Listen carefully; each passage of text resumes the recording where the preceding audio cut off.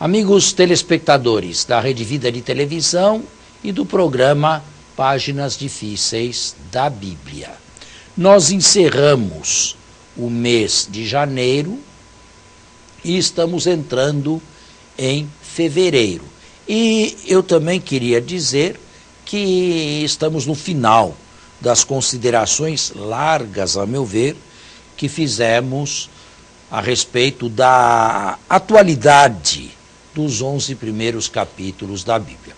Eu tentei fazer uma visão de conjunto, ou apresentar melhor uma visão de conjunto, através de 3 títulos: criação, decriação e recriação. E nós falamos já, acredito eu, suficientemente a propósito das 2 primeiras. Teria faltado a última, a recriação. Isto é, este mundo, apesar de ser o que é, apesar do pecado, apesar da violência, apesar de todas as forças negativas que contém, é um mundo querido por Deus. É um mundo que não chegou ao fim. É uma história esta que se continua. Melhor, Deus não aniquilou. Mesmo quando nesses capítulos se fala do dilúvio, e isto aqui é uma maneira mitológica de afirmar que Deus não aceita passivamente o pecado, o mal, cedo ou tarde, de uma forma ou de outra, ele traz consequências funestas para o próprio homem. É esta a mensagem do dilúvio. Uma família foi salva, a família de Noé, que, qual segundo Adão, vai novamente se encarregar de povoar a terra. O início do dilúvio, o capítulo 6, conta umas histórias escandalosas, escabrosas, de filhas dos homens e mulheres que se relacionaram sexualmente com filhos de Deus, isto é, com entes ou seres sobrenaturais, não mundanos, ou então filhos de Deus que se teriam apaixonado pelas filhas dos homens. Bom, o relato como tal pode à primeira vista chocar algum ouvido, alguma vista piedosa, pela brutalidade com que transmite o fato. Porém, é claro que isto aqui é mitológico. No entanto, por detrás do mito, por dentro do mito, se pode ver sempre uma tentativa de manipular a vida, não é? Hoje não existe isto aqui? Não existe uma genética ou uma manipulação da vida em todos os seus aspectos? Não há quem fale em selecionar seres humanos para eliminar aqueles que não servem, os medíocres, os que não têm nenhum talento, e povoar a terra de pessoas como Freud, como Einstein, como Beethoven, como Nietzsche? Não se fala disto hoje? Sim. Portanto, apesar de o mito ser mito, e é mito, na verdade, ele contém uma certa verdade embutida que hoje nós estamos mais capacitados a decifrar do que há 2 séculos atrás. Não é? De qualquer maneira, a decriação tem os seus limites, porque Deus continua a realizar aliança com o ser humano. Aliás, a primeira aliança bíblica que realiza é com Noé, logo após o dilúvio, que tem 2 versões, uma versão sacerdotal e uma versão não sacerdotal. Realiza no capítulo 9 uma aliança. E existe uma instituição que não sofreu nenhuma alteração com a decriação, o matrimônio. como era no princípio, todos os tempos e hoje também. A instituição matrimonial se perpetuou. E se perpetuou por mandato de Deus. O relato não sacerdotal da criação é um relato que mostra bem a solidão de Adão. Primeiro faz passar diante de Adão todos os animais. Claro que o relato é simbólico e mitológico também. Cada casal de animal passa pela frente de Adão e Adão lhe dá o nome. Isto é, estabelece o domínio sobre eles. Porém, o autor não sacerdotal, é claro, de todos e cada um, Adão não achou nenhum que fosse semelhante a si. Nenhum dos animais que pudesse substituir ou realizá-lo numa espécie de companhia. Isto é importante falar, sobretudo num tempo como o nosso, de zooterapia. Já ouviu falar nisso? Existem pessoas que adoram animais, existem pessoas que dormem com animais, existem pessoas que se consolam através de animais. Zooterapia. Animais para levantar o moral de uma pessoa deprimida ou perturbada psicologicamente. A Bíblia não toma esse viés. O animal é animal. Ele não é e não deve ser maltratado, ele não deve ser negligenciado. Ele, como nós, é inquilino nesta terra aqui, mas ele é ele, nós somos nós. Ou seja, Adão não encontrou em nenhum dos animais alguém que lhe pudesse fazer companhia. O animal não é uma alteridade para o ser humano. Não é um ele ou um ela que está diante de mim e de frente a mim. Provavelmente, o texto, nas entrelinhas, faça menção do relacionamento sexual dos animais, mas o homem não se relaciona sexualmente como os animais. E um relacionamento humano a modo animalesco, bem, é o que nós hoje chamaríamos estupro, não é? Na verdade, não é uma ação humana, é uma ação feita por um homem, mas é uma ação de natureza animal. O homem não se realiza com o seu partner simplesmente fazendo sexo. O sexo está envolto em toda uma outra antropologia, afeto, doação, entrega, sacrifício, que nós não podemos imaginar e supor no mundo animal. Pelo contrário, é de dentro do homem que sai o seu partner.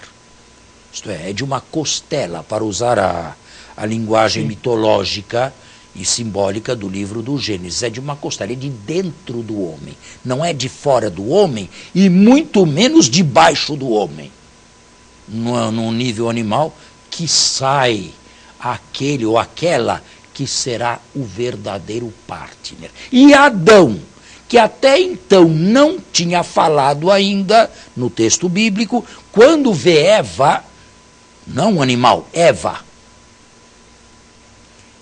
fala pela primeira vez: este sim, esta sim, é carne da minha carne e osso dos meus ossos. Ou seja, no relato bíblico e na mente do autor bíblico, o relacionamento profundo do homem é com a mulher. A complementariedade do ser humano está no masculino e no feminino. E a Bíblia é clara em mostrar que a mulher tem algo de masculino. Ela foi tirada do masculino. Ela foi tirada do ser humano masculino. Por isso ela se volta, ela é atraída pelo masculino. E o masculino é atraído pelo feminino porque se encontra uma parte dele também no feminino. Mas isto, evidentemente, não se dá com os animais. Certo? Portanto, a Bíblia é muito clara em distinguir o campo animal do campo humano. E isto serve hoje quando existem pessoas que levam animais para o hospital e até para cemitério de animais. Não é esta uma linguagem bíblica, embora nós devamos ter respeito pelos animais também. De qualquer maneira, eles podem até mesmo ser, de acordo com o texto bíblico, imolados para comer a carne e oferecidos em sacrifício. Só do animal, do homem não se deve tirar a vida. Padre, uma pergunta no gancho da explicação que o senhor dá sobre a criação da mulher. Como o senhor está fazendo a explicação mitológica, como se relaciona a explicação bíblica, a explicação da igreja, com a explicação científica da formação do Não, a igreja não tem nada a ver com a explicação científica, mas a científica também não vai contra nada do que eu falei. Era essa a minha dúvida. Não vai nada contra o que eu falei, absolutamente. Nós podemos perfeitamente aceitar toda a psicologia masculina, feminina, e a igreja não vai contra isto aqui de jeito nenhum. Agora, embora, é preciso dizer as coisas até o fim, embora a mulher seja o adjutório adequado do homem masculino, e vice-versa, o texto bíblico fala da mulher como um outro problema, ou seja, a mulher é adequada e ao mesmo tempo problemática. Ou seja, com outras palavras ainda, a relação humana se exaure no relacionamento homem-mulher, mas este relacionamento é problemático também. O homem é um problema para a mulher e a mulher é um problema para o homem. Vai depender do relacionamento sempre renovado e eivado de sacrifícios e renúncias, que esta união seja estável e não se rompa. Temos que fazer um intervalo e voltamos. Muito bem, eu me delonguei na primeira parte no matrimônio, na explicação bíblica do matrimônio, porque, apesar da decriação, da presença do mal, do pecado, e disso já falamos bastante, esta é uma instituição que permanece, querida por Deus, portanto atualíssima. Todos os dias existem homens apaixonados por mulheres e mulheres apaixonadas por homens. Todos os dias existem casamentos. Agora, não posso eludir o problema. Como o homem é um problema para a mulher e a mulher é um problema para o homem, não fica esta união sem os seus solavancos. Isto não vai se resolver. E às vezes se resolve sim com a separação, não é? Mas aí é uma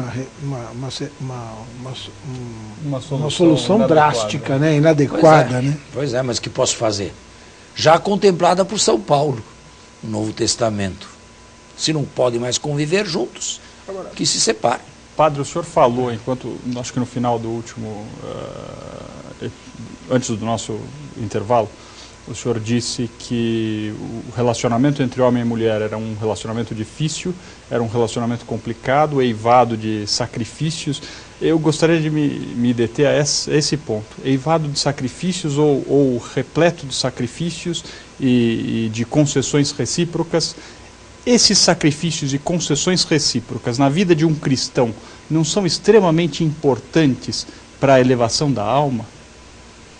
O sacrifício como tal nunca é procurado em si, não é um bem em si, é uma realidade em primeiro lugar, é a realidade do relacionamento. Do relacionamento. Não sou eu que procuro problemas no relacionamento. Eles existem. Sim. Eles existem. Agora, por natureza. Não há rosa sem espinho. Agora, depende de como eu pego essas rosas, de como eu trato os espinhos.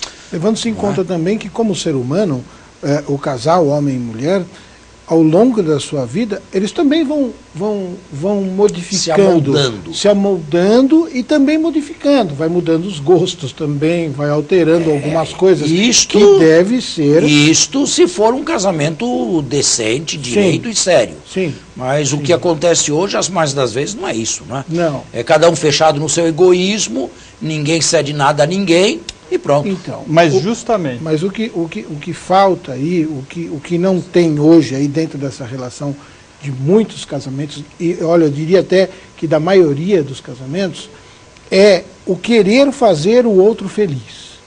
Querer fazer o outro feliz implica numa renúncia de si próprio. Sim. Querer fazer o outro feliz. A minha felicidade é fazer a minha mulher feliz. E o inverso é verdadeiro. A felicidade dela é me fazer feliz. Né? Mas isso não exime aí das dificuldades que acontecerão no trajeto, pela convivência humana. Agora, hoje, você tem o quê? Hoje não, sempre foi assim. É que hoje se fala mais sobre isso, mas o fato é que as pessoas usam umas às outras. Né? Usam no sentido, em todos os sentidos, tanto no sentido sexual, quanto no sentido prático também do dia a dia. Né? Está ali para servir, um acaba virando serviçal do outro. Né? Isso é muito comum. E as pessoas carregam, vão com o seu casamento adiante, chega uma hora isso fica insuportável. Não vai virar, não vai dar certo. Ou então, vivem uma tragédia a dois, não é? Exatamente. Como muitos. Como muitos. Vão à frente por força de inércia. E o jargão próprio disso que a gente ouve muito por aí não vou me anular. Né? É muito comum você encontrar. Não nasci para me anular. O casamento é feito de anulações. Ele é feito de anulações. Ele está alicerçado sobre isso. Se não houver essas anulações, não vai vingar. Bem, deixando o matrimônio de lado, que acho que já falamos suficientemente, faz parte da recriação o famoso capítulo 10º do livro do Gênesis. É a Tábua das Nações, o mapa mais antigo do mundo. São 70 nações, porque 70 era um número simbólico a indicar totalidade e plenitude. Este é um capítulo que deve muito à época da hegemonia babilonense, durante o exílio do século VI. Deus não quer uma nação governando todas as outras. Deus não quer uma supernação. Deus não deseja um astro que domine sobre os demais. Deus quer que cada povo viva na sua terra, com a sua língua, com os seus costumes, com as suas tradições próprias, sem se misturarem com o outro e sem se globalizarem no sentido pior do termo, não é? O que é de cada um deve ser conservado. É bem uma teologia contra a hegemonia de Babilônia, que à época em que foi escrito o texto, queria mandar no mundo inteiro. É como ainda acontece hoje, né? Não mudou muito. Acontece, mas Deus não é contra a globalização, padre. Contra a globalização não, mas contra a hegemonia, dos maus costumes. Contra a hegemonia, contra ditar lei para todos os outros, aí sim. Porque isso vai contra a natureza do respeito humano. É claro, evidente. Não existe ninguém que possa ditar leis para todos os outros, porque é mais potente, porque é mais rico, porque é mais poderoso ou porque tem mais armamento bélico. Sim, mas isso significa que Deus é contra a dominação de um povo por outro. De todos. Quer mas não contra o relacionamento não, que você telefone global, para o lado do mundo. Claro. Isso não, isso é outra coisa. Compre do outro, venda para o outro também. Mas desde que respeite o outro do outro lado e não queira que ele pense igual você e que ele seja um clone seu. E é dessa tábua das nações que Deus vai retirar uma nação, Israel, nas suas origens patriarcais, para fazer o povo de sua predileção. E começa então com o capítulo 12, a história, o que nós chamamos a história bíblica de Israel. Mas antes, tem um episódio ainda interessante, que é a famosa Torre de Babel. Este é o episódio relacionado mais com